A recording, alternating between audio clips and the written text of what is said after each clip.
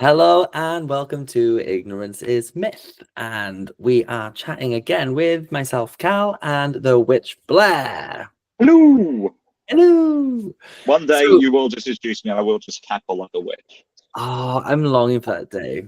I'm longing for that day. I want it to mean something though. Like, I don't know what. Maybe you've If we do forced. a Halloween episode. Oh, if can we get you in full drag if we get you For on a the Halloween? Halloween episode? Yeah, go for it. That'd be fun. Love that. You Ah, have to do it as well, though. I will. I will join you. I promise. Pennywise and the Witch. The Witch, Cal the Clown. Oh my gosh, that's a flash. Dust her off, bring her out. Oh, literally, it's been a while. Right. So today we're going to take a look at the Roman myth of Psyche and Cupid. Say Roman, Greek, all crosses over. Well, Isn't it? yeah, that's the thing. It's one of those ones that definitely existed in the Greek and then was brought over to the Roman. I kind of hate the Roman version. It's like you've literally just changed all the names. Yeah. And that's me as a Turkish person saying, give the credit to the Greeks, please. Yeah. I would like to point out I do not have problems with the Greek people. It's just a constant joke. Yes, of course. I mean, I once went to a Greek restaurant and my friends were threatening to rat me out to the Greeks that I was half talking. I was like, please don't. I've got no issues, but who knows? These people are much older and actually lived through some of the shit that happened in Cyprus. So please don't bring it up. God, yeah, that's the last thing we need. Both. But I have both names on this sheet anyway, so we'll go. I'll give you both names so we can pay proper homage. Yeah. Okay, so are we ready? Are we all sitting comfortably? Have we got ourselves a drink, everybody? Are we all right? It's important to stay hydrated in these halls. Sippy sips. Sippy sips, exactly. Right. Once upon a time, I love a myth that starts with once upon a time. There was a princess named Psyche. Only had one name, like Cher. Oh, Madonna. Or that's it. I don't think they did surnames back then. Like none of the characters ever have a surname anymore.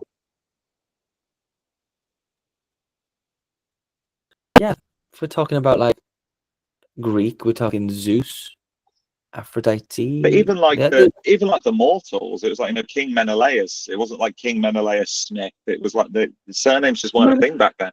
Plato, one name. Yeah, but Galileo Galilei had two names. Galileo was Italian. Yeah. He wasn't like Greek. He wasn't ancient Greek. What about the Roman myth as well? I think because yeah, but Galileo was way further in the future than when this stuff is written about. Yeah, I think you're right. I think you're right there. Because surnames are a fairly recent conceit throughout all of human history. Again, it became about patrilineage, and that was only, the reason why it was like, no, marriage is one man and one woman, and they all inherit the father's surnames, so you could tell who inherited stuff. That was the only reason. And it was so that, like, you didn't have, like, because the father would be banging everybody. It was so that the bastard children didn't have a right to inherit, because they wouldn't inherit the name. Oh my God, that's crazy. Yeah, monogamy is just about inheritance. It's the only reason it became popular. And then all the monotheistic religions were like, oh no, marriage is between one man and one woman. It wasn't before you lot rocked up. Yeah, that's true. Monotheism did kind of ruin that. I think everyone was having a great time before that. Monotheism caused religious wars and monogamy. They get all of that. As soon as one religion turns up and says, we've got one God and this is how things are supposed to be, problems happen. Yeah, I think there's just a problem in telling people how they should act. I think by all means, pick your God and act in a way that works with them. I totally agree. But I think the issue lies in telling people how to act. Yeah, like my grandfather always said, if you're happy and you're trying your best not to hurt anybody, crack on. That's it. That's the way and to he was do a Muslim. Oh, I love that. Married to a Catholic. See, I think that's absolutely fantastic. I really do. That's such openness in the mind and heart. But I digress. Let's get back towards this story. Princess Psyche, we got one sentence in before I interrupted. Not even a sentence, that's a comma. finish the sentence. That is a comma. I'm sorry. Okay, once upon a time, there was a princess named Psyche, whose beauty was so breathtaking, and people began to worship her instead of the goddess Venus or Aphrodite. Heads up, that happens in several Greek myths, never ends well. No, no, very jealous people are gods, aren't they? Not our gods necessarily. The Greek and Roman, most certainly. When you're the goddess of beauty, I can get why it would get under your skin for someone to say this mortal is more beautiful. Because like, even if that were the case, it would be because of Aphrodite, because she's also the goddess of beauty. Yeah, I'd be like, whoa, that's my thing. Like, could we just keep the credit where it's due? No yeah. mortal is responsible for their own beauty. It's genetics and luck or a god. It's never you. I'll be honest though, Aphrodite is giving me a bit Regina George vibes here, where she's like, Oh, no, I yeah. invented her. Stop trying to make Psyche happen, okay? It's never going to.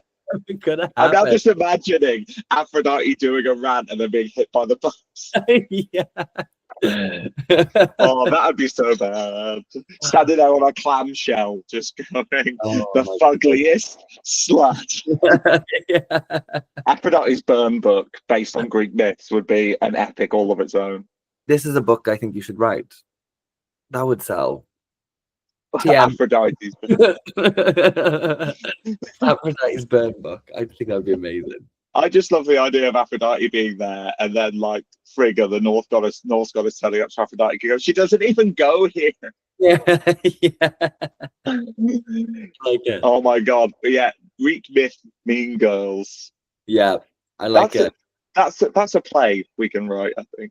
I'd be so up for that. I think that would be wonderful. I'd write the music for it. Let's do it. Anyway, sorry, we got one sentence in. Oh, we got one sentence in. We managed to finish it that time. So, Aphrodite or Venus, jealous and furious, decided to punish Psyche for stealing her thunder.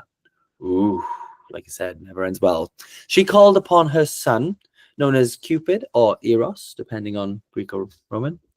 I'm just going to give both names, and you know they're both either Greek or Roman. That is the god of love, and ordered him to make Psyche fall in love with the most terrible creature on earth. Luckily for Psyche, Donald Trump had not yet been born, neither had Elon Musk. This could have ended way worse. It could have been. Or is this happening now and Melania is Psyche? Is Melania Psyche or is Melania a hostage? We may never know. We'll never know. Just blink. What is it Joan Rivers says? Blink twice for your help. Or something. I think it's very much a case of like that man's veins are full of lard. She did not expect him to live this long. She thought she'd be inherited. You see all those videos of him going to give her a kiss and hold her hand, and she's like, "Don't touch me." Like, it must be terrible when you're, trying to be living that gold digger life, and the husband just won't die. Oh. I feel sorry for her. She's put a slog in here. She's really put her work in. the only people out there who have suffered more than her are, most Americans. But yeah, literally. Right. Okay. I've suffered so much in my life, but I've never ever had to go down on Donald Trump, and that gets me through some days. Just knowing that. That's enough. That's enough, isn't it? That it is worse for some people. Like, because you can only use one hand if you want to get him off, because the other one has to hold the magnifying glass. Oh my God. Ew. Ew. Oh God, it's smaller than his hands. The only thing that is besides his brain. Besides his brain, of course. But then also that's got to exist to count it. But anyway, we will return away from politics and on to. You knew what was happening when you invited me. There would be jokes and there would be political rants. Okay. I love that for us, politics was that poor Melania. Oh. Hey, Blair, will you co-host with me? Careful what you wished for. That's a common myth. Yeah, literally. But right, okay, so she had to fall in love with the most terrible creature on earth. But when Cupid saw Psyche, her gentle eyes, her radiant spirit, his arrow struck not her heart but his own. He fell deeply in love with the very mortal he was meant to curse. Have you I ever? did nickel for every time that's happened to me. I was just about to say, has that ever Uh, happened to you? if I had a nickel, I'd have two nickels. Weird that it happened twice. Gosh, okay. So this is obviously a good little twist in the story. He falls in love with her. But I also kind of feel like it's every kind of rom-com where the Yeah, funny but this is one of the first ones though that yeah. Remember, again, Cal, I try to keep you on like a linear progression of time here. Like this definitely happened a long time before Love Actually, you know? Well, yeah, okay. So maybe if I get to the end of this story and Cupid's at the door with like cards and like like that famous I scene. think most versions take out the section with Rowan Atkinson offering a Christmas box. Good. I'm glad. But spoiler, at the end, Cupid does have to chase to an airport to catch Psyche. Yeah. Oh, I love it. The original OG. Moving on. One day I will sit here silently and you'll get through a whole story. Today is not that day. I don't want that day. I'm having too much fun. So Cupid took Psyche to a hidden palace, invisible to the world, where he visited her every night, but always in darkness, never revealing his face. Is this an abduction? Has he just literally kidnapped a woman? I feel now this is very like Because that's not seen as a crime in ancient Greece. like, with all Going by the the myth. fairy tales as well. There's just a lot of like She's abduction. hot, I'll take her. I'll have her. Yeah, like guys, But obviously men are trash. Men still behave like that to this day. It's so at least we know it's been consistent. yeah. Men have been trash at least since ancient Greece, probably before. Yeah. I wonder what made them trash. The advent of the patriarchy. Back before we started to look into, gender, society, and concepts like right and wrong. Men were physically stronger, so could just take what they wanted. You see it in so many species. Like men, the males do what they want, and the women, the females of the species, let them, so they will be protected from something worse. Oh God, that really is horrible. But when you have no natural predators, it's weird because you have to try and pick the least worst man you can find to protect you from all the other men. and it's like luckily we're advancing more and more as a society, and women are able to sort of turn around and say, "How about you fuck off? Or I call the police." Do you know, I went to see Alanis Morissette last night and Yeah. she was amazing. And she did, I can't remember what song she did, but she had facts coming up on the screen about women and their place in the world. And there were so many on there that I was like, wow. And the one that really stuck in my brain was, if we carry on going the way that we are, it will take 202 years for women to achieve equal pay to men. Yeah, it's insane. That's crazy. It's annoying because there are so many things of like, oh, we're better than animals, but when it comes to the way men feel like they're allowed to treat women, they refuse to do any work on it. Yeah. And it's like, I get that people have urges. We can't be blamed for how we feel, but we can be blamed for what we choose to do. And it's like, that terrible whole, boys will be boys. It's like, why are we teaching women how to protect themselves from men and not teach it when they're little girls? And, when they're in school, giving them talks about how dangerous men are and giving them rape whistles, but not teaching boys how to just be decent human beings. Like, if you did, if I was in, I mean, not that I was, but like, if I'd ever been mean to a girl when I was a kid, I got a clip. Like, you don't do that as a girl. You don't, like, do you know what I mean? Like, But again, that's the wrong way to go about it as well. It shouldn't be you don't be mean to a girl. It should be you don't be mean to anybody.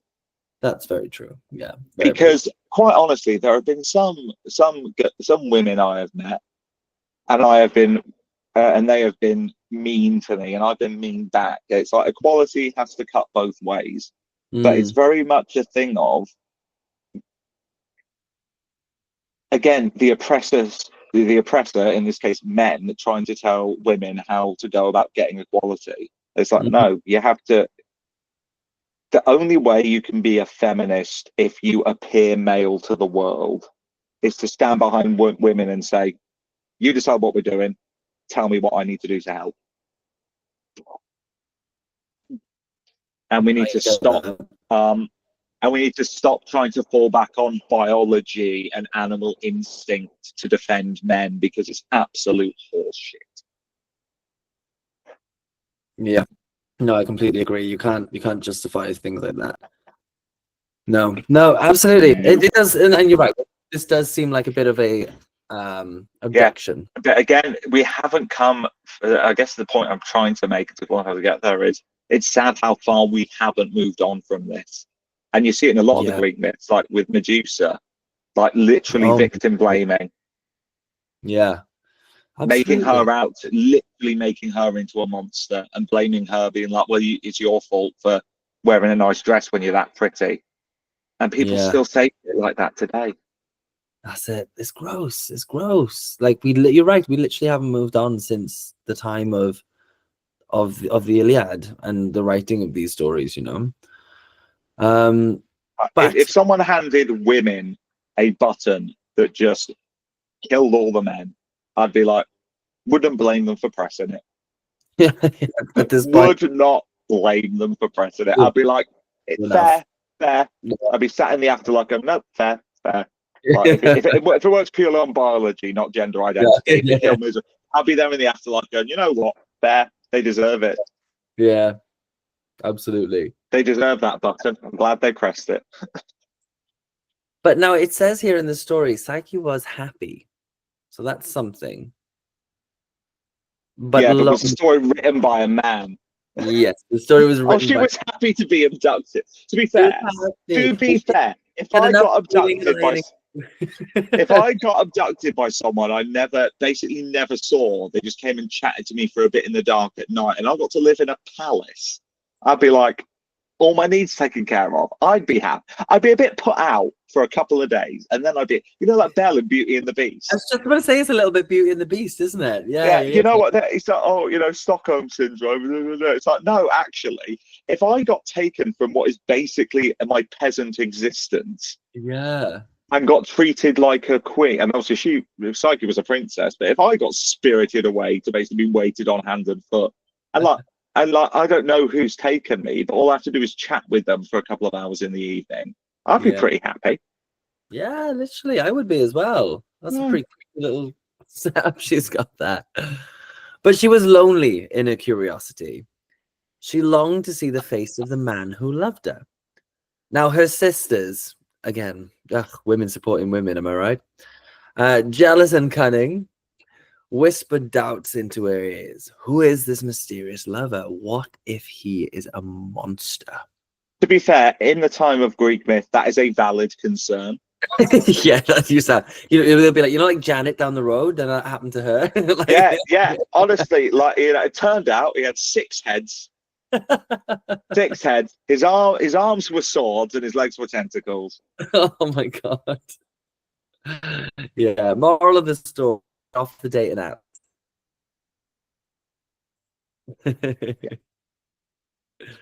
Okay, so one night, Psyche lit a lamp while Cupid slept.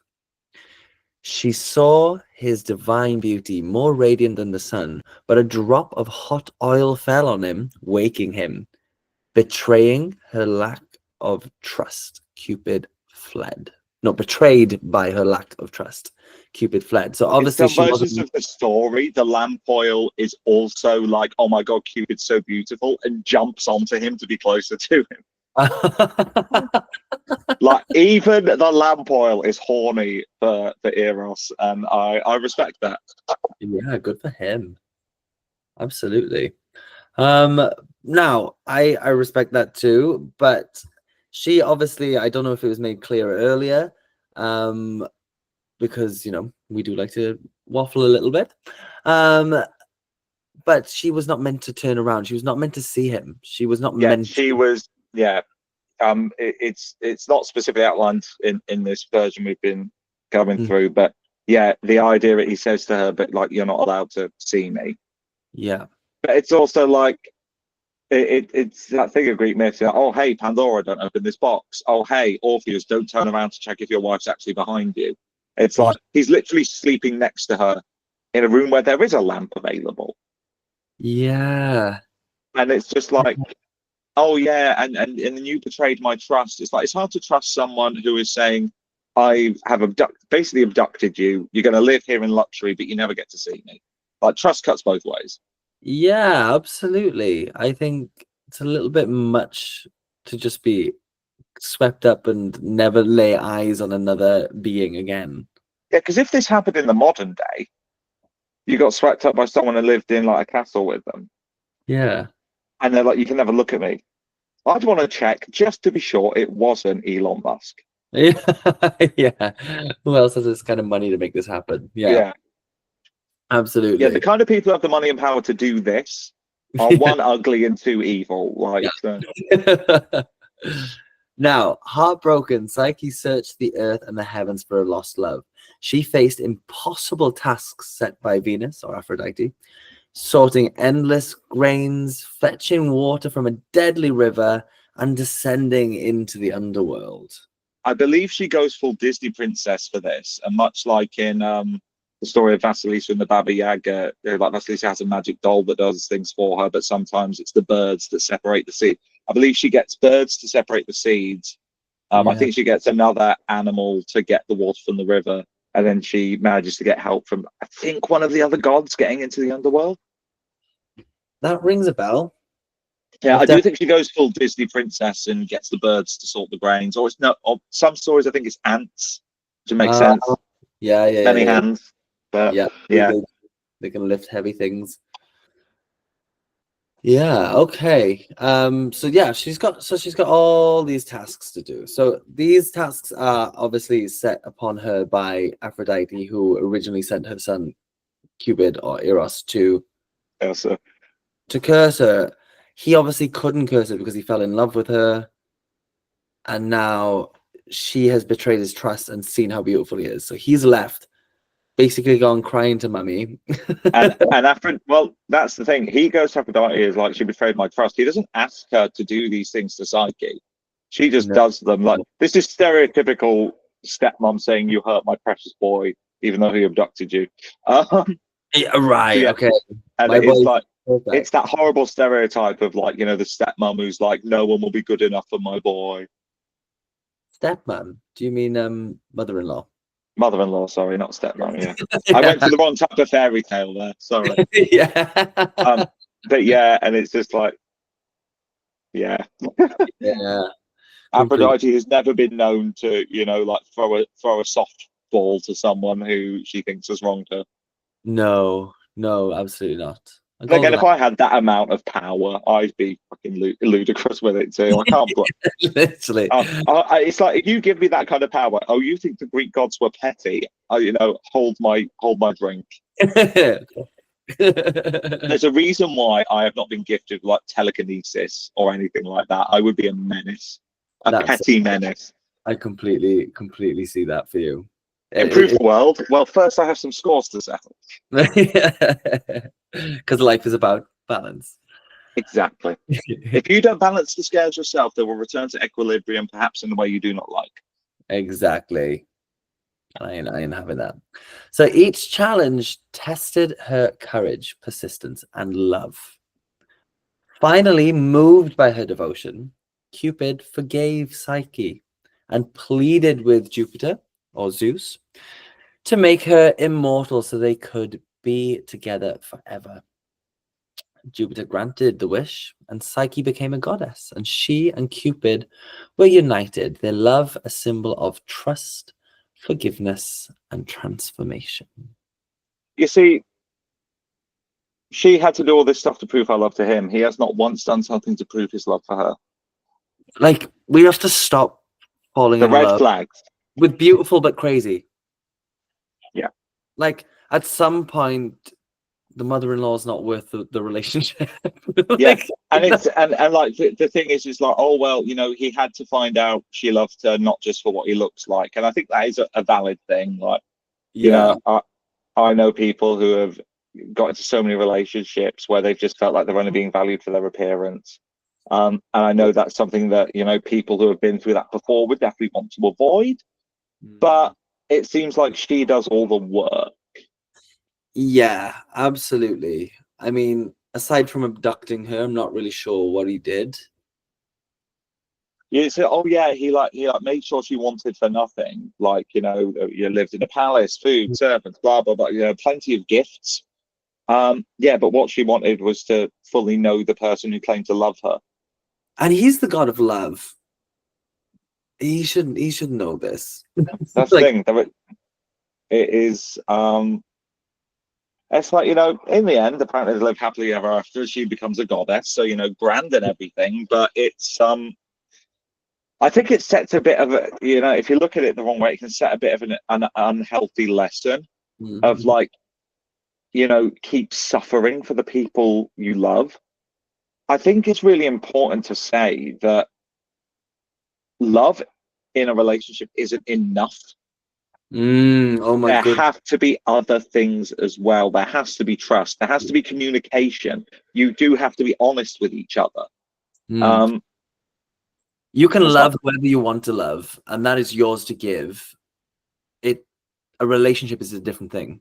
yeah, it's like It's I've ended romantic relationships with people because I was like, yeah, I think I love you, but this dynamic isn't healthy. Yeah, And it's yes, important for people to say that. absolutely. I completely agree with you. I think that is one of the most important things that we can fully understand. And breaking up with someone doesn't mean you have to stop loving them.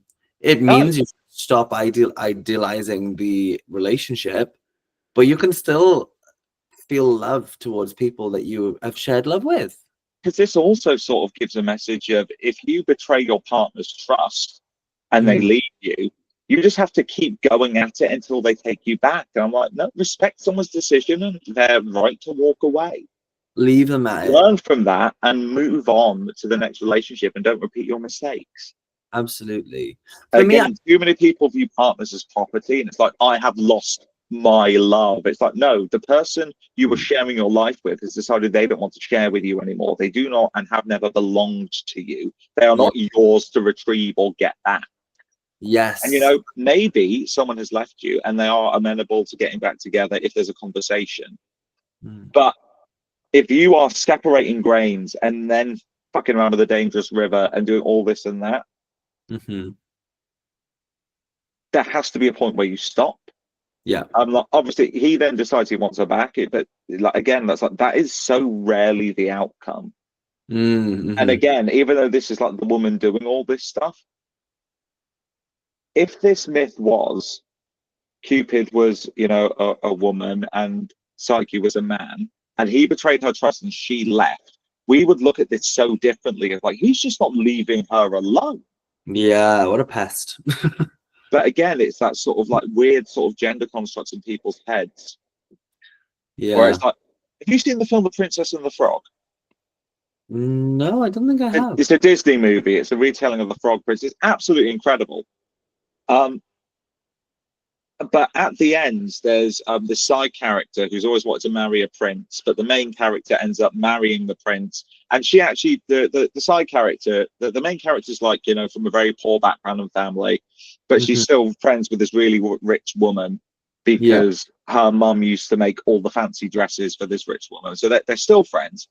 Mm. Um, and she ends up having the rich git ends up having this huge thing of personal growth and turns around and tries to help them be together because she turns around and has this beautiful line about, you know, I've always dreamed about finding true love and you found it. I'm going to help you.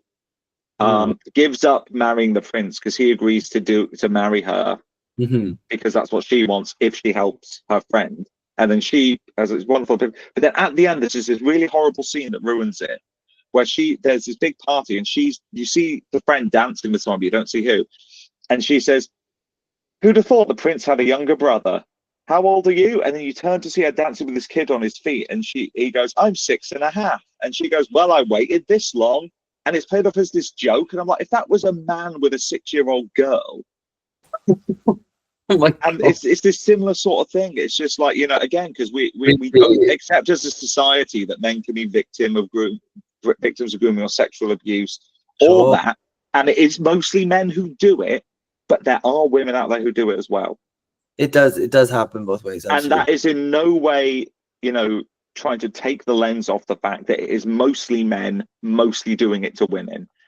But Completely. we can't dismiss behavior because it's a woman doing it when we wouldn't like it if a man did it. Absolutely. I think Because the behavior is wrong no matter who does it. yeah, And absolutely. like being a creepy stalker, which is what she did after he left. Yeah. To be fair, he just flees. He doesn't communicate, I never want to see you again. That's true. And I think there is an element of closure at least. Yeah, there needs to be, yeah. She wanted to find him. Mm-hmm. And I think that if you leave someone, if it is safe for you to do so, and if you're an immortal god and they're immortal, and they are mortal, it is safe for you to do so. You should Yeah. always communicate what's going on, only if it is safe for you to do so. Yeah. Because for some people, it is very dangerous for them to leave a relationship. Yeah. But that's how you prevent things like this from going onwards. You need to express your wishes, whether it's I need some space or this is over, I can't forgive you. Because it's not fair to either of you, because then you're going to be constantly reminded of that when they keep trying to get the information they want, and they're going to feel left in limbo. Mm-hmm. I think the one thing that really is missing throughout all of this is that communication has to be clear and honest in Yeah. relationships. And so many people hide things from partners because they're afraid they will lose that partner, they lose their ownership of that person. And we have a very toxic view of our partners.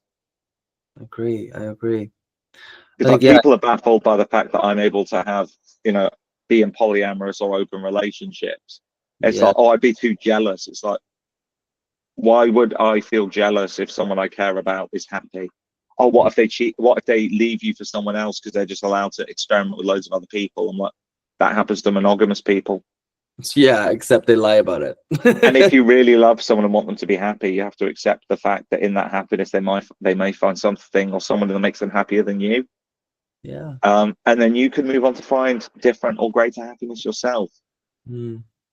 I've never feared that my relationship is going to end because and that's mainly because we communicate with each other constantly Yeah. and we allow each other to be happy, and we don't get jealous when we spend time with other people in any, because like you get the absolute reverse of this with people who are just like, oh, you're not allowed to have female friends or you're not allowed to have male friends. And Mm-hmm. it's not you I don't trust, it's them. It's like, no, actually you don't trust that they might find someone they think is better than you.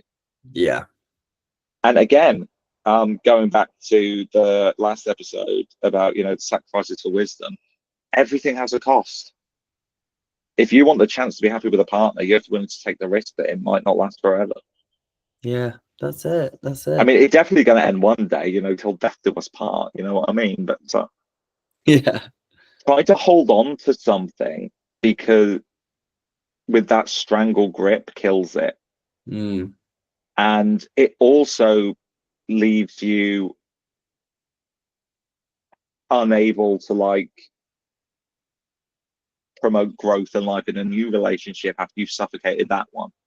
Mm-hmm. Yeah. Like it's what's that? Although you know, if you truly love something, you let it go, and if it loves you back, it will come back to you. I It's like fully get that. trust and communication are the things we need in relationships, and it's what so many miss. And it doesn't just apply to romantic ones, friendships as well. I see jealousy in friendships constantly, and it's baffling to me. Yeah. And you know, it's honestly, jealousy is a feeling I've never had, and I can't. I've had. Don't get me wrong. I've had moments of, oh God, I wish I was doing that. Oh God, I wish I was there. I wish I Oh had. yeah, But for me, jealousy is at the expense of wanting somebody else not to have it.